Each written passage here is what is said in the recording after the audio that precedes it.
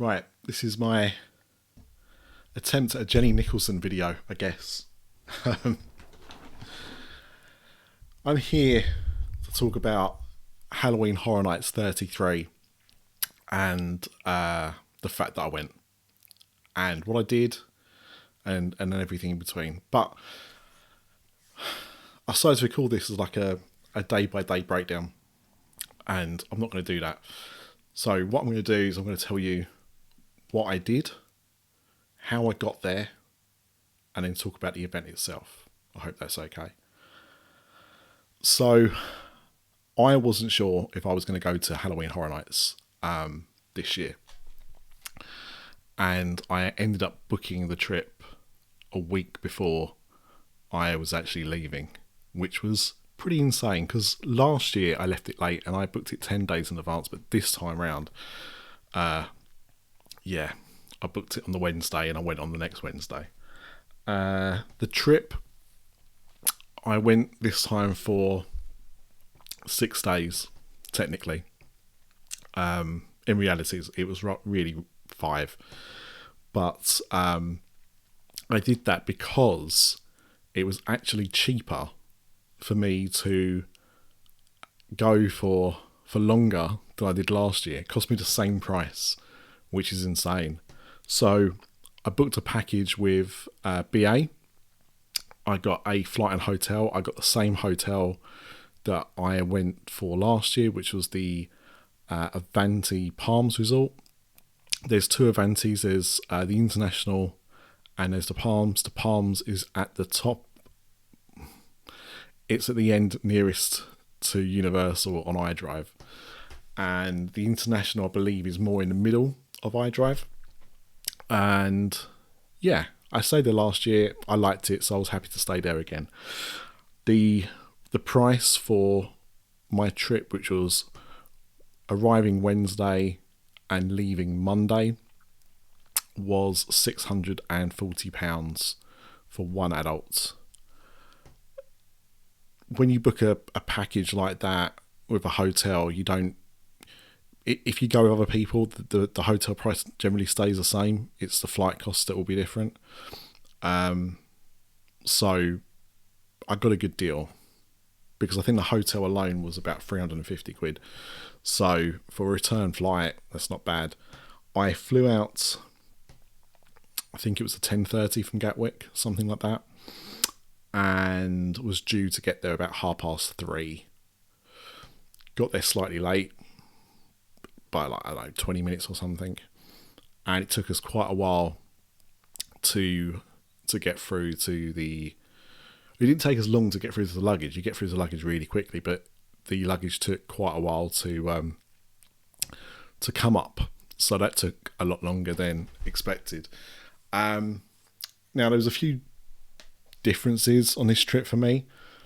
So one of them was I picked up a flower lanyard when I was at the airport, when I was at Gatwick, and I hadn't travelled with one of those before, and no reason not to. I just didn't have my own one, so I collected when I got to Gatwick.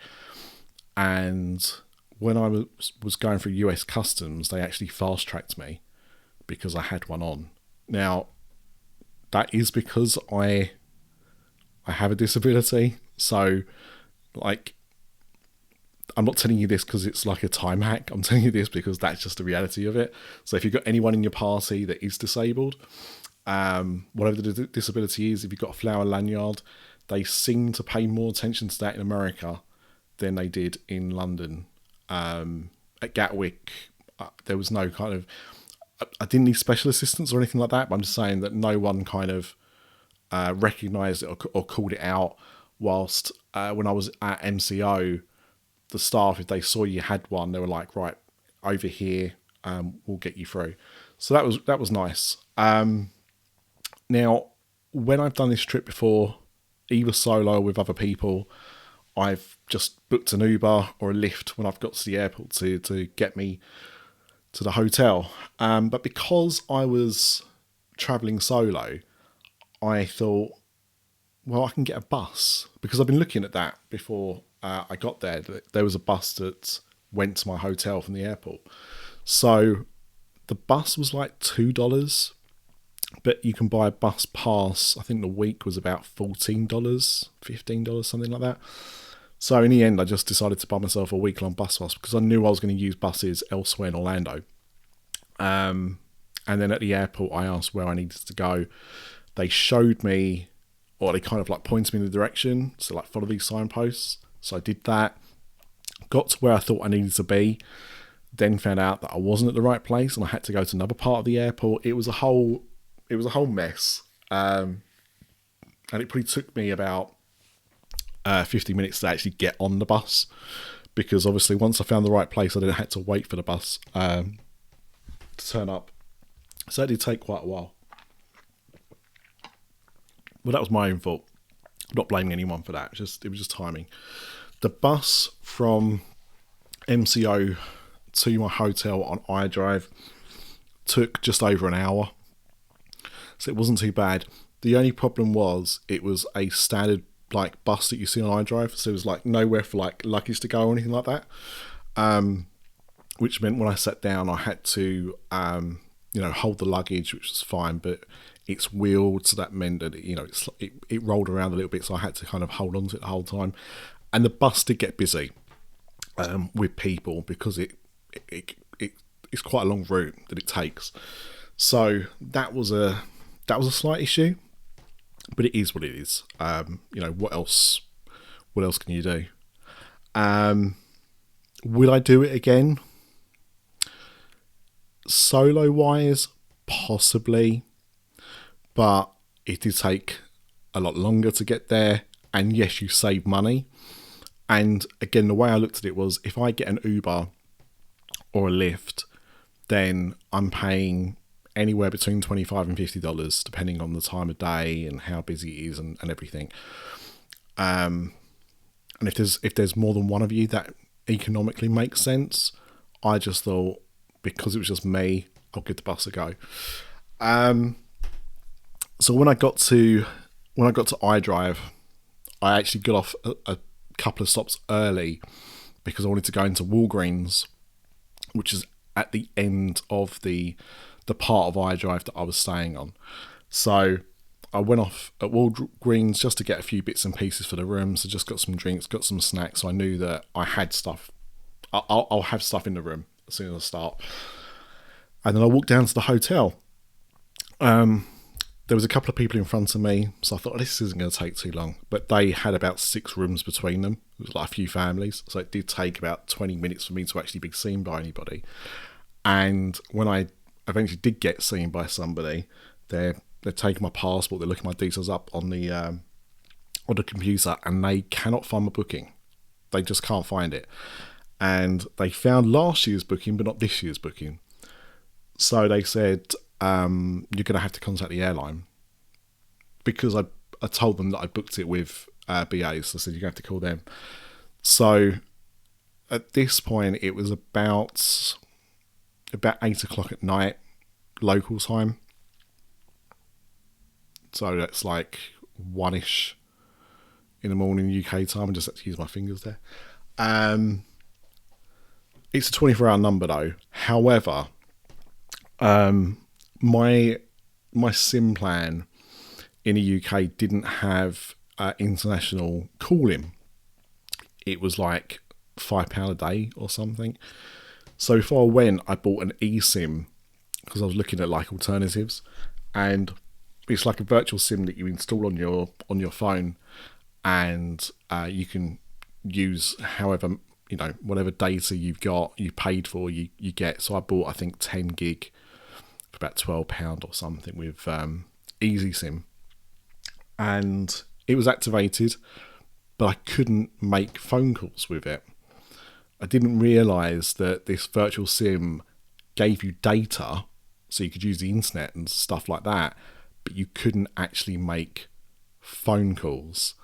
So I was getting very stressed. I was very panicked because I had the confirmation, but they didn't have the confirmation. That was a problem. Like, I could show them the bookings. They knew that I should be there, but without the booking on their system, they couldn't literally check me in. So, yeah, I was getting very stressed out, and in the end switched on my roaming, paid my £5 so I could call BA, and they were having phone line problems. Of course they would be. So they said, if you press one, we'll call you back as soon as someone's available. So I was like, okay.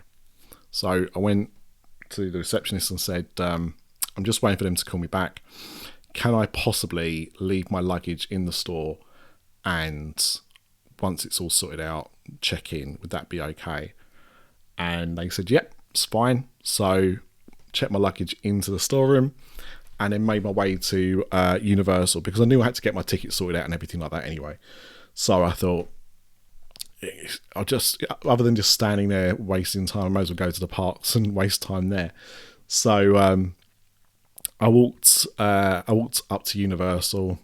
From the Avanti, it's about 25-30 minutes walk. It was a nice night, so I thought, rather than just jump on a bus, I'll just go for a walk. It also gave me time to hopefully speak to BA, which I did. And they called me back and said, really sorry, not sure what the problem is, but let us look into it and we'll get it sorted for you. And then we'll call you back when it's done. So I said, okay, I couldn't ask any more than that. So I carried on to Universal. I already had my Rush of Fear ticket, which was about $179. I paid for that. I bought it through the app. So I had a ticket. I chose to get the ticket to print when I was at the park. I did that because Epic Phil had said to me, if you do that, you get a paper ticket and you will also have the ticket on your phone. If you just get the digital ticket, it will just be the digital ticket on your app. So you've basically got two copies. You've got one on your phone, but if you can't use your phone for whatever reason, you've got the paper ticket as well. So that's what I did. And then I went to get my disability access pass. When I did this last year, I never got a phone call from Universal. Well, not Universal, but the company that does it. So I was expecting to this year, but they also didn't do it. But I had it approved. I uploaded my new paperwork because I had my official diagnosis back in June from the NHS. Before it wasn't from the NHS, now it is on the NHS. So I uploaded those documents and it got approved. But when I got there and I told them I had it approved, they said, okay, we've still got to join this queue here for people that hadn't had it approved. I don't know why, whatever. So I had to queue up for about 40 minutes. Met a nice guy in the queue. I don't ever talk to people, but he started talking to me. And we had very different political views, but we had a nice conversation regardless. When I got to the front and I spoke to them about it, they ask you these really silly questions. And I can't remember what the question was exactly or how it's worded, but the reason why I say it's silly is because you can't actually say what your conditions are. You have to describe without saying too much what your issues are, why you need a disability access pass. And it's so weird to me because I would just turn around and say, well, I've got autism, which means I get affected this way, and then I have ADHD, which means that I get affected that way. I can't say any of that. They just want you to give very, very unspecific answers to decide whether or not you get a pass or not. So that was fine. I got it done, got my pass. It still doesn't fit in your annual pass or the lanyards that they sell you for your tickets. It's too big for that. Last year, I went into the pass holder shop when I bought my lanyard and noticed it didn't fit. And the woman said, oh, I've got some scissors, I can trim that down for you. So I said, great. I mentioned that to the guy as he was issuing me the pass, and he said, oh no, please don't do that. They're really strict if they think it's been misused in any way or not edited, but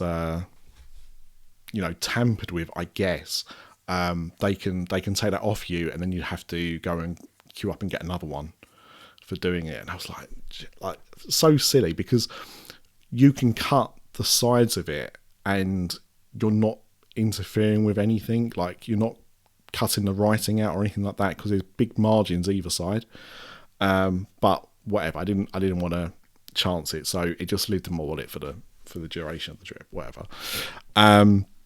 That first night, I was already quite tired. I mean, by this point, it was probably about 10 o'clock, and I'd been up for about 22 hours at that point. I had no sleep on the plane.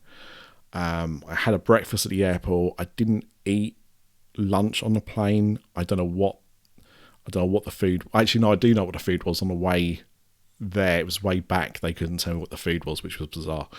But they had a sticker on mine to tell me what it was. And it was just this really nasty curry.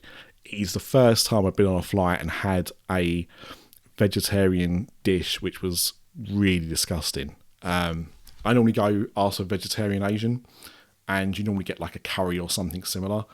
And yeah, it was supposed to be a tikka masala or something, like a cauliflower and something tikka masala, but it tasted nasty. Like, didn't taste that at all. Just really not very nice. So I hadn't eaten since my breakfast at the airport, so I was pretty hungry. So I thought, look, I'm going to go to a house, and then I'll probably leave the parks, go to Breadbox or somewhere, get something to eat, take it back to the hotel, and I'll be good. At this point as well, I'd been contacted by BA to say that the hotel was now sorted. I can go back whenever I want to. So that was a stress off my mind. So because it was my first night and I knew I was only going to have time to go to one house, it was really, what house do I want to go to first? And it had to be Ghostbusters. It was one of the main reasons I wanted to go this year, was to see the Ghostbusters house. So that's what I did. And I really liked the original Ghostbusters house, which was based on the 1984 film. This one was Ghostbusters Frozen Empire. It was based on the film that came out early this year, which was a sequel to Ghostbusters Afterlife. And the original Ghostbusters house was really impressive. I really liked how it looked. I was impressed with how they turned that film into Halloween Horror Nights house. So I did have quite high expectations for this one, but it actually surprised me with how good I thought it was. I thought the sets looked like they spent money on them. I thought the monsters they used were really interesting. There were some really good scares. I thought it was a scarier house than the original Ghostbusters one. And yeah, just overall, I thought it was excellent. I was really, really impressed. And I thought that was a great way to kick off Halloween Horror Nights. So I did that, went to City Walk, went to Breadbox. Now this was about, it was probably near 11 o'clock by this point. And Breadbox was closed. Breadbox was closed. And also I looked at the menu, and actually they changed the menu, and their selection is much smaller now than I've ever known it to be. And the sandwich I really wanted wasn't on the menu anymore. So I was quite glad actually it was closed. Well, I wasn't glad, but what I mean is I wasn't going to eat there anyway. So in the end, I went to my old friend, the Burger King Whopper bar, and got myself an Impossible Whopper, and had that. I was going to walk and eat it, and I was like, no, it's too much. So I sat down, ate it, and then went back to iDrive. Got back to the hotel. At that point, there was no queue, thankfully. So I went straight to reception, gave my details. They said, yep, no problem, here you are. And I was checked in. So it was all good. Got my suitcase, or suitcases. Went to my hotel room, which was on the outside of the building. Last time I was in the tower, which was on one side of the hotel reception. This was on a block on the other side of the hotel reception, nearest the entrance. And it's fine. It's very much like a motel. in how it's set out and what the rooms are like. And they're completely fine. They've got a microwave, they've got a fridge. You know, you don't really need too much more, in my opinion. So I was more than happy. And yeah, I unpacked some bits. I put my drinks and snacks into the fridge and went to sleep and thought, I'm going to get a good sleep here now because I've been up so long, so tired, and I got about 6 hours, which is about what I'd normally get at home. So not great, but it is what it is. The good thing was, because I'd kind of stayed up for so long and then went to bed, is that by the time I woke up at about 8:30 local time the next morning, I was kind of already into Orlando time. So yeah, that's a tip for you. If you can try and do it, try and stay awake as late as possible, because then when you do wake up the next day, you should be, in Florida time. So yeah, that's a tip. I did some shopping that day before going to Halloween Horror Nights of the evening, and yeah, there's no point me talking too much about everything that I did day by day. There's maybe one thing I'll mention later on because it was something I didn't do before, but otherwise it was similar to what I did last year. Some of the times I was at the parks, some of the times I was out doing shopping. Every evening I was at Halloween Horror Nights, and every evening I went a few hours after it opened, so that the people that were doing Stay and Scream, some of them were already kind of coming out, and by the time I got in there, I was kind of getting in there when it wasn't too busy, but it obviously wasn't quiet either. But yeah, and it meant that I could stay out a bit longer, so it meant that the queues would start to come down again the later I was there. That was my thought process. That's what I was doing. So on the Thursday, I went and did 3 houses. Now, what houses did I do? That's a good question, isn't it? Let me just get up the list. Okay, so on Thursday, I did A Quiet Place, which was the second house announced that I was like, okay, maybe I should go this year. I really like A Quiet Place as a franchise. I've seen all 3 of the films. This year they did a prequel called A Quiet Place Day One. This was based on the original film though, not the latest entry, and it was good. I didn't think it was as good as Ghostbusters. I thought that they did a good job of capturing lots of things from the film, lots of memorable things from the film, such as the stairs with the nail sticking out one of the steps. I thought it had some really good puppets. I thought the fake entry as you go into the house, although I didn't like it, was really, really well done. Like, it was a really good scare. But I don't think the story flowed as much as I would have liked it to, in terms of how it matched up with the film. Does that make sense? Like, it didn't all happen in the same way that it did in the film, in the same order as things happened in the film. So yeah, I thought it was really good, but I didn't think it was as good as Ghostbusters. I also did Universal Monsters Eternal Bloodlines. Now, I don't know if it was the first Universal Monsters house, but every year that I've been, there's been Universal Monster houses. Last year it was Monsters Unmasked, maybe? Something like that. And focused more on characters that had like a mask of sorts, like the Invisible Man or the Phantom of the Opera. This year, the theme was the women of the monsters. So it was the Bride of Frankenstein. It was Lady Dracula. It was the Mummy, and it was set around the character of Saskia Van Helsing, who obviously a relative of the Van Helsing family, and she was avenging the murder from these creatures of her family members. So that was a kind of the plot of it. It was the girl power monster house, and unfortunately, like, it just wasn't very good. And like, the costumes were good, but the story just didn't really make a lot of sense. Like, I was walking into an area and thinking, okay, so where am I now? Why am I here now? And some of the sets seemed to be really similar. I don't know if that's just because they looked similar, or maybe you did go back into a set more than once. But yeah, I thought it was really weirdly paced.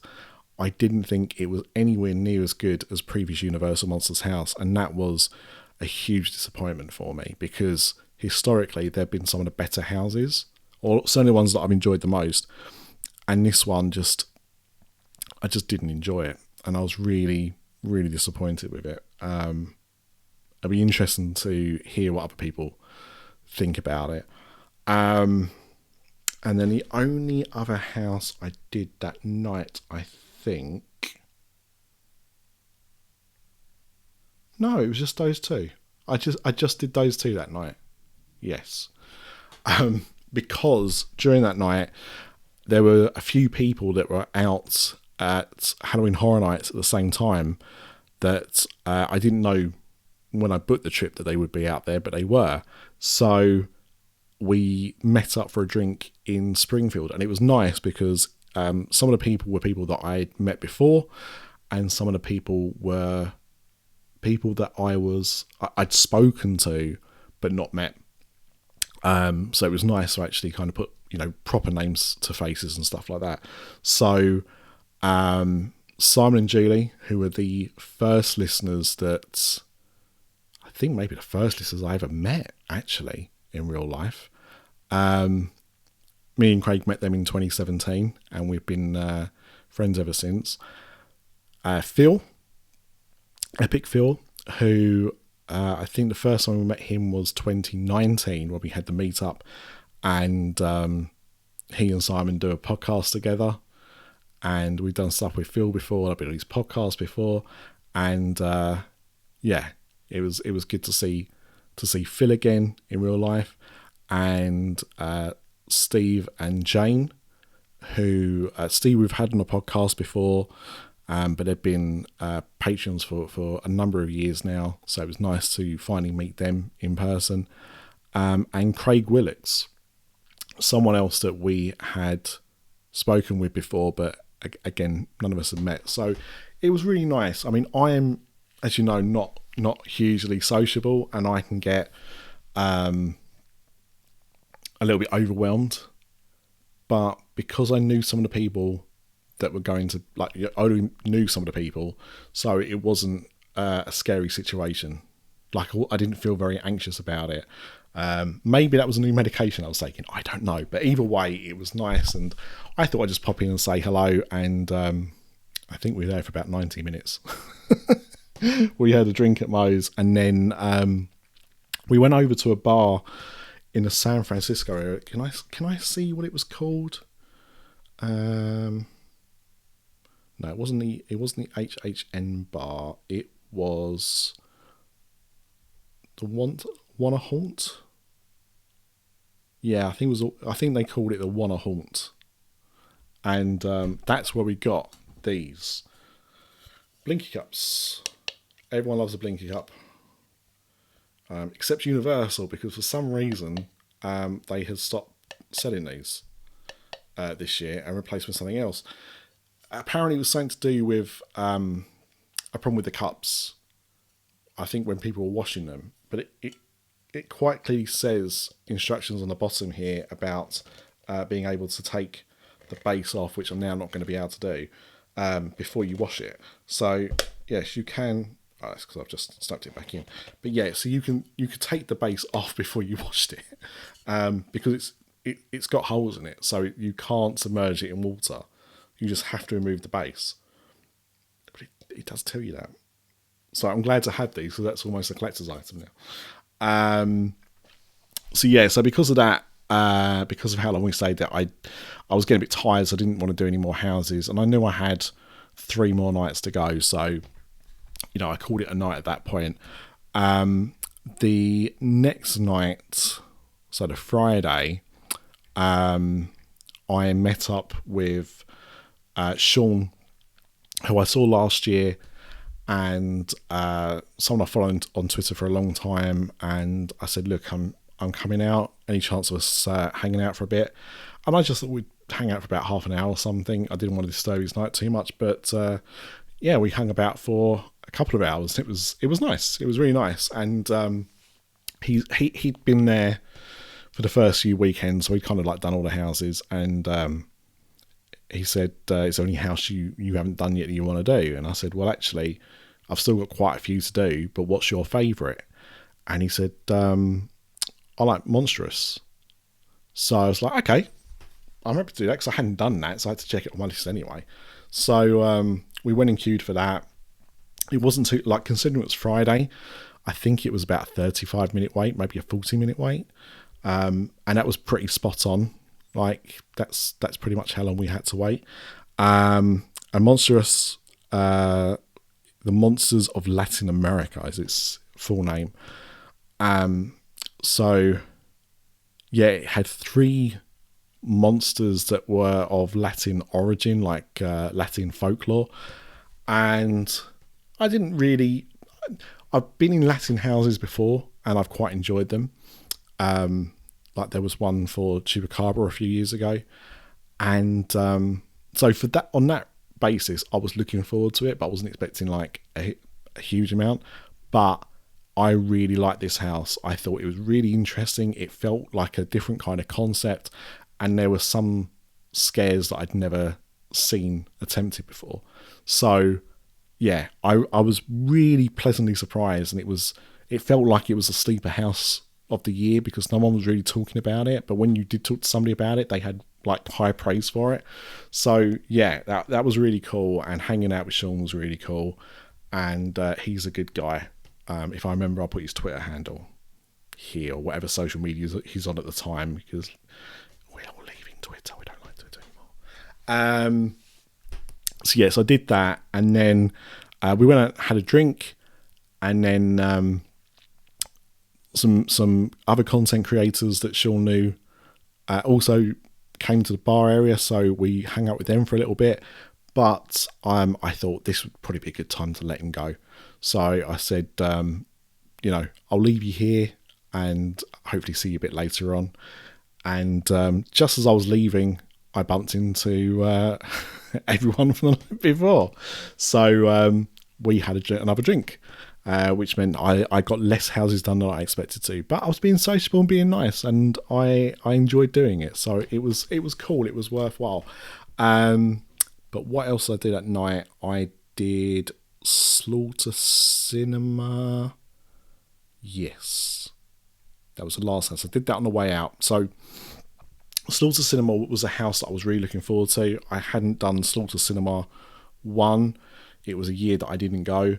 And but it looked like a really cool idea for a house. So I was really looking forward to this one. But I was not a fan. And I'll tell you for why. It's not that... Like, I think the concept of it is great. The problem I had was there were... how many films? How many films did they have in there? It had 1, 2, 3, 4, 5, 6, 7, 8, 9, 10, 11 scenes, I think it was. Yeah, something like that. And it felt rushed. It felt rushed. What I would have loved them to have done instead is taken half of those and had multiple scenes. Then what we ended up getting, which was you saw a movie poster, you went into a room, you saw a scene from that film, and then you left that and you saw another movie poster, and then you was into the next thing. It didn't give it enough time to breathe, and there were some really good bits. there was, oh, hang on, this is how many films there was. 1, 2, 3, 4, 5, 6, 7, 8, 9. 9 in total. And my favourite one by far was Blood and Chum, which was, when you went into the room, it was like you were underwater, and it was like a shark film, and there was a massive shark in the room, and that was great. I really enjoyed that, and it was probably the closest we're going to get to a Jaws attraction. There was Killer Kringles as well. I remember enjoying that one, which was like an evil Father Christmas. But yeah, everything just felt rushed. And just as you thought, okay, I know, I kind of get what they're trying to do with this film, or what it's kind of like based on or something, you're into the next one. And yeah, I was really disappointed.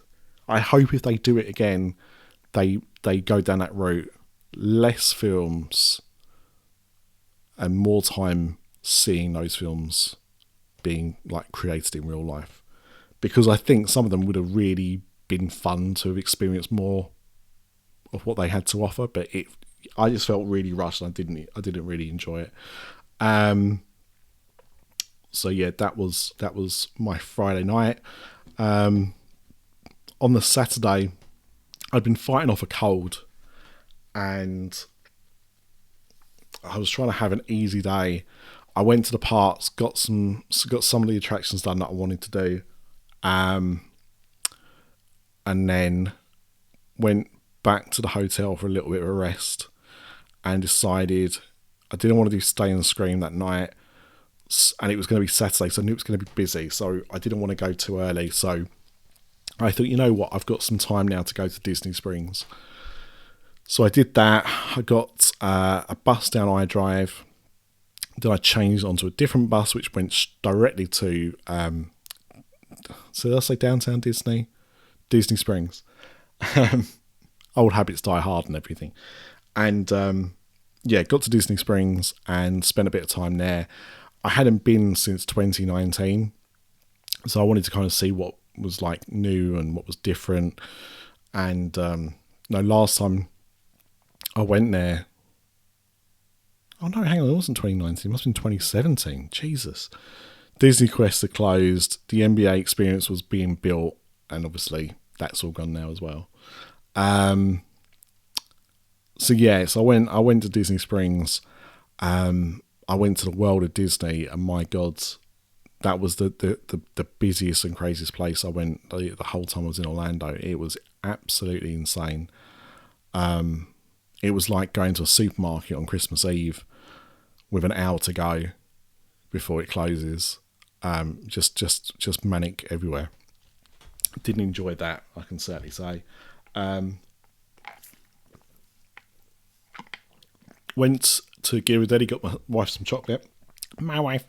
And yeah, walked around, finished up there, got the bus back. Now this was one of the scariest things that happened to me the entire weekend, outside of obviously of Halloween Horror Nights, but the bus it told me to get back to go to the hotel took me to the bus station, the Orlando bus station, and I didn't know where that was, but I trusted the map, and it said you go there and you change onto another bus and you come back to the hotel. This bus went flying past International Drive. You're on maybe the I-4, I'm not sure, and you're just going miles and miles away. Like, I saw the hotel, my section of iDrive, and I was like, oh, okay, I wonder where we're stopping. About 15-20 minutes later, which is where we stopped, we just carried on. And it was right, you know, I got to the bus station and then I got on the bus, and it took about 25 minutes to get back to my hotel. So it was all fine, but that was quite scary because I just didn't know where we was going or why we was going in that direction, but I was just following the map, and that's all I could do. So yeah, I was fighting off a cold, so I thought, well, I'm gonna have to go to Halloween Horror Nights and just see how I feel. And I was feeling quite groggy, and I thought, okay, I need to at least do something tonight. So I ended up doing Goblin's Feast, which the location of Goblin's Feast and also Universal Monsters were horrendous. They were at the side. The way you got to them was you walked up the side of where Nightmare Fuel is, and then you walk for about an hour, and then eventually you get to them. It's not an hour, but it feels like you're walking forever. And yeah, eventually you get to these tent houses. I didn't have a lot of expectation for Goblin's Feast. I thought it was quite fun. Yeah, I thought it was all right, actually. Not the best, and in other years probably would have been further down my list of preferences, but it was fine. You know, there was some interesting stuff in there, but it wasn't a classic or anything like that, which I think sums up the year, actually. And I did Major Sweets. No, I think I did that. I think I might have left that to the last night. So I'd already decided at this point that because I wasn't feeling so good, I'm going to go home early, try and get some more sleep, try and get like a fuller night's sleep, and on Sunday do Stay and Scream. So that was the plan. I was going to Honours Adventure Sunday morning, so I had a few attractions that I wanted to do. I got a freestyle cup. I got the Halloween Horror Nights freestyle cup for the day as well, and did some things in the park. Went into the horror makeup show, went back to the hotel, got changed, like freshened up, got changed to come back for Stay and Scream. Got back about 4:30ish to the parks, and then started to queue up. And I thought I would start off with Insidious because everyone was telling me it was the best house of the event, and it had ridiculous queues. So I was like, okay, that's fine. That's what I'll try and do. So I queued up for Insidious, and I didn't like Insidious, but I can completely understand why people love this house. It was the scariest house that I went through. I think the sets were good. I loved the door that you walked through to get in there. But I don't have any history with that franchise. So none of it meant anything to me, if that makes sense. Like, you know, Ghostbusters, I knew the monsters, I'd seen the film, I knew, you know, someone was playing James Agar, so it's brilliant. And the same in The Quiet Place, you know, I was like, oh, okay, yeah, I remember this bit. Oh, yes, I see what they're doing here. With Insidious, I had no idea why we were going through these houses or anything like that. But it was scary, and of course, the classic problem re-emerged with Stay and Scream, which is it was so bright and hot outside that when you went into the house, it was really hard to see things properly because you've gone from somewhere really bright to somewhere quite dark. And yeah, that was a whole thing. But, you know, look, it was a good house, and I can see why people loved it. Just for me, I didn't appreciate it as much as I probably should have done. I then went and did... What did I do then? Did I do Ghostbusters then? Might have done Ghostbusters again. I can't remember. I did Ghostbusters like 3 times, maybe 4 times in the end. But I hadn't done Major Suites, and I hadn't done the Museum Deadly Exhibit, so I had to get those done. So not sure which order, but I did those. The Museum Deadly Exhibits, I was really looking forward to it. In the end, I thought it was done very cheaply. It wasn't very exciting. The monsters were kind of cool, but the house felt like it was thrown together at the last minute, and it was a real shame. Yeah, it was a real shame. It just didn't... I didn't enjoy it as much, anywhere near what I thought it was going to be. It felt like a bit of a lost opportunity, if I'm honest. And other than it feeling cheap, I don't know what they could have done to make it better. But yeah, it looked a bit empty, and it was a shame. It was a shame. Major Sweets. Now, Major Sweets, where that was, it was the Chucky house last year, which was like, for most people's money, like a bad house. But I like the idea of Major Sweets Candy Factory. Obviously, you think of like things like Willy Wonka and like an evil version of that. I thought it was really poor. Again, like, I don't think the story really kind of made any sense. You were just kind of walking around things. I didn't think the scares were particularly good in comparison to some of the other houses. It kind of felt a bit cheap, and it was a real shame because I did have high hopes for it, but it is what it is. And so the only house that I didn't actually do a house, and it was Triplets of Terror.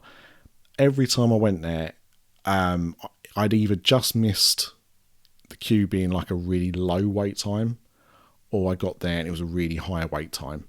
And I'd also heard there was something in the house that I knew I wasn't going to be particularly happy about seeing. So I watched a video to see what I might think about it, and I think I made the right choice not to go and do the house. Like, once I saw the video, I was like, no, you know what, I'm not going to bother doing that house. And it's, silly, whatever you want to call it, but there wasn't enough interest for me to go through that house based on what I knew about it and then based on what I saw about it. So I have no regrets. I just didn't do it. It is what it is. It's, I think, maybe the only event that I've not done all 10 houses, but it's fine. I made that choice and I don't regret it. So yeah, look, in terms of the houses this year, it wasn't a good year. Overall, it wasn't a good year. The best ones for me, in terms of how they looked and what they did with them: Slaughter Cinema, Monstrous, Ghostbusters, A Quiet Place, and Insidious were all really good in terms of how they looked. And I'm saying that without, knowing full well that I don't know how good Insidious was in comparison to the films, but I thought it looked like a good house. Yeah, I thought they were all really, really good, really well done, really good sets, interesting, like, character designs or how they did jump scares, whatever. They were just good houses. The rest were quite disappointing, and I felt overall it was a bad year, and probably the worst year that I can remember since I've been doing these kind of trips. So I've done, I think this was either year 4, year 5 of me doing these. And yeah, overall it was the weakest year for me in terms of the quality of houses. Now, having talked about the scare zones, so let's talk about those quickly. You had Duality of Fear.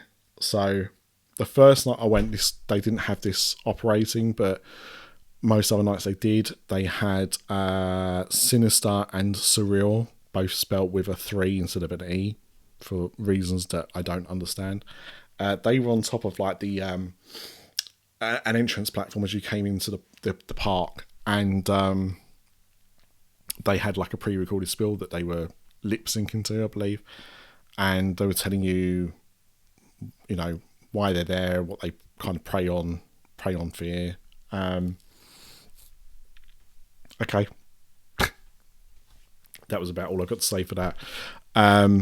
You had in the Hollywood area, which is the area that is to the right as you have come into the park, which goes all the way down to Mel's Dine-In or Mel's Drive-In, depending on the time of day. That was called Demon Queens. I thought the costumes here were pretty good. The floats they had, they were fine. But I'm not really sure what it was supposed to be, really. Then after that, you had in Central Park the Swamp of the Undead. This was like a bayou, like a Louisiana bayou. It's a theme that I've seen before in houses, and I've always really enjoyed that theme. And I thought I thought they did the scare zone really well. Central Park is always an awkward scare zone because it's not a very big area, so everything is kind of like quite narrow, and you've got to try and keep that theme going. But I enjoyed it. I thought it was fun. I thought the design of the sets was really good. I thought the people that had walking around were really good designs. It's just, I think it might have been better in a different location, but I like what they did with it. I thought it was cool. We had Enter the Bloomhouse, which was in San Francisco. It was basically stages set up with characters from different Blumhouse films, including like Megan, the Grabber from The Black Phone and The Boy from the Black Phone, the main character from Freaky, Happy Death Day, people from The Purge films as well. I'm sure there were some others. But it basically felt a bit like a selfie zone. Like you could go and stand in front of these characters and, you know, be able to like position your camera to get a selfie. It was fine, but it was kind of like a nothing area as well at the same time. And in the last one, the biggest area, New York, where they had Torture Fair. Last year it had Vamp 69, which I loved Vamp 69 so much. It was such a fun place to hang out. It was cool. The music was good. The vibes were good. The characters were great. This area felt a little bit lackluster, especially in comparison to that. And it wasn't, again, because anything to do with the scare actors. They did their best. They were putting in some good work. Some of the set pieces that they had there were okay. But yeah, I think because you had this kind of like green sleeve style, not ukulele, what is it? What's the little guitar thing the rooster plays in Robin Hood? You know, that kind of music. It just wasn't very engaging.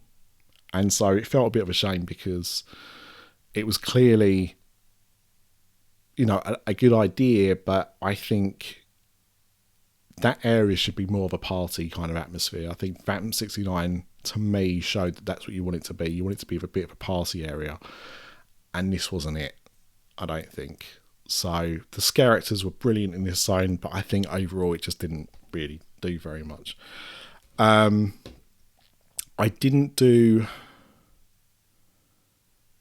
I did see some Death Eaters when I went into Diagon Alley, so I did see that.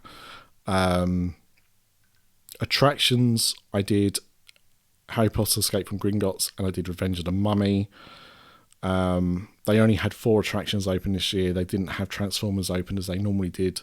They had Rip Ride Rockit and Men in Black open as well, but I didn't do those, and I kind of regret not doing Men in Black.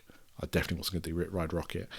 I didn't eat at any of the food booths.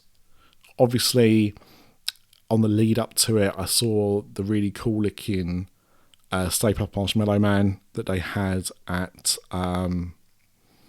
Ivan's. Yeah, Ivan's New York Deli and Grocery, like a food stand that they had. And also there was a Quiet Place area at Sting Alley, which had a kind of like chocolate eclair like thing of the floorboard with the nail sticking out for it, which again looked very cool. The food items looked really cool. The portion sizes that I saw looked really small for the prices you were paying, and I'm not a person that takes like loads of photos of the food.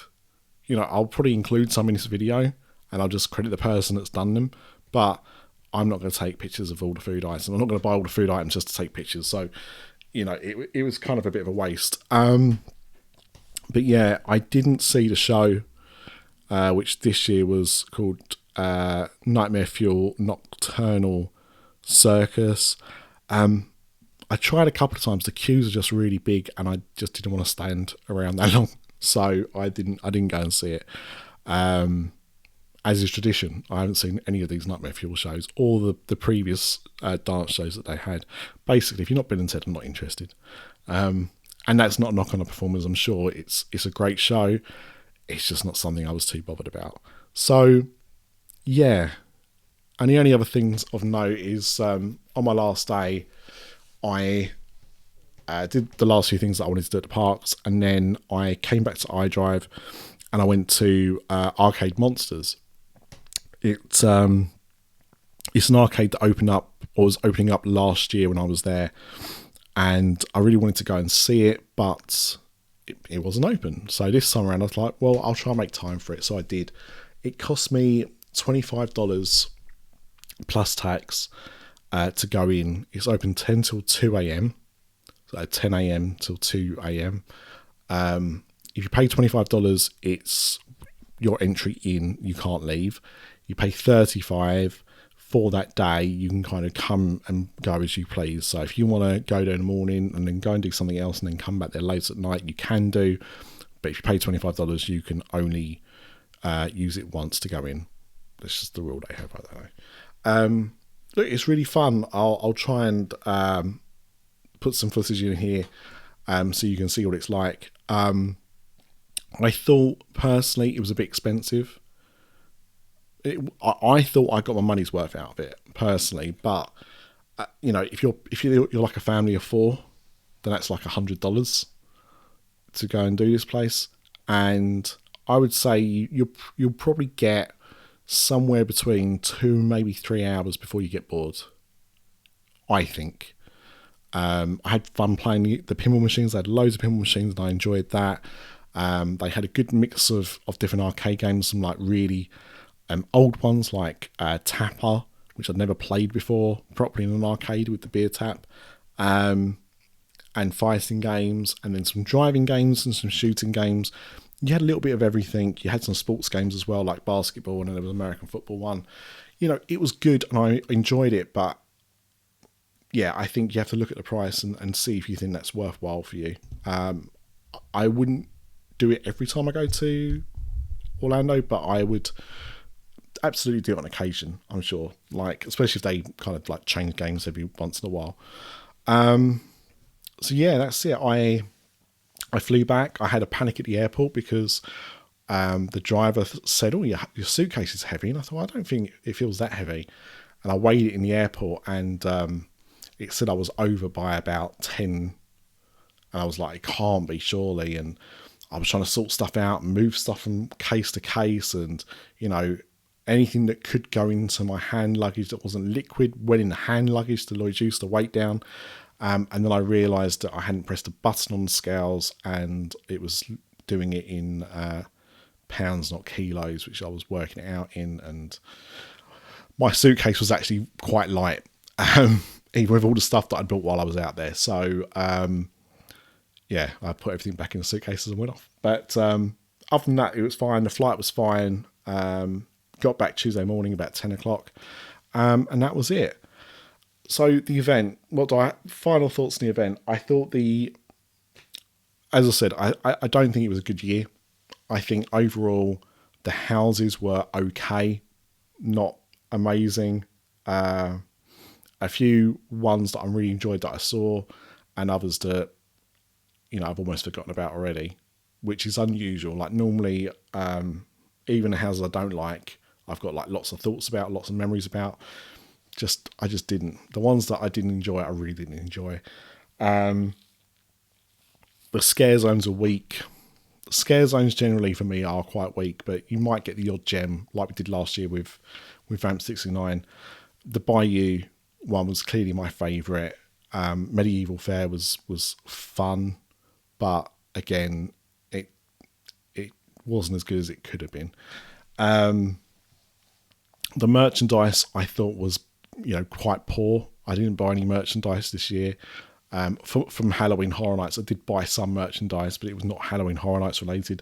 I did get this cup. I did get the Freestyle cup as well, which was really cool. I like the logo they used for the Freestyle cup, which was the kind of like screaming skull that they had across all their merchandise this year, or most of the merchandise. that as a design I liked, but the actual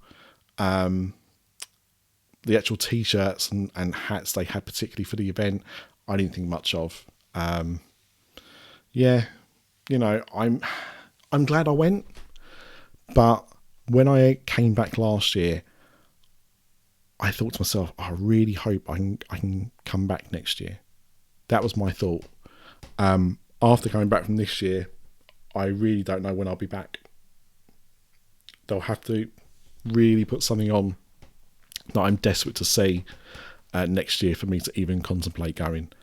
You know, I know Epic's opening up, and I know a lot of efforts going towards that. Of course I do, but I just felt that this wasn't a good year. I think the other problem as well is that because I went last year to the parks, I did the new things last year that I wanted to, and I didn't leave enough time between kind of going back. So yeah, I still had fun in the parks. Like, you know, Hagrid's was great, but on the flip side of that, Spider-Man the 3D looked awful. I don't know what has happened there, but the 3D just didn't look great. And same with Fallon. Did Fallon for the first time in years, and the 3D was slightly off with that. And Kong, they've removed the 3D, and it really sucks now. It really doesn't work very well without the 3D. I thought a lot of the fun of it had been lost. So yeah, I'm glad I went, and I had a really nice time catching up with people, which I wasn't expecting to do, and that made the trip a lot nicer for me. But overall, it wasn't a good year, and I hope they pick it up next year. Yeah, I'm sure I will talk about this more on a podcast, but you know, I just wanted to kind of give a brief idea of what I thought about the event. Now I've had some time to reflect on it. I don't like to be negative, but I like to be honest. I just don't think this year worked like other years have done. So, you know, let me know in the comments, what did you make of Halloween Horror Nights? Did you have a favourite house? Did you like any of the scare zones? Did you have any of the special food? And what did you think of the food? Yeah, it's good to get other opinions. But, you know, if you've watched this far, I thank you very much. I appreciate you for doing so. Please like, share, comment, and maybe you'll see me doing another one of these in 12 months. Maybe you won't. Time will tell. But thank you for watching, and see you soon.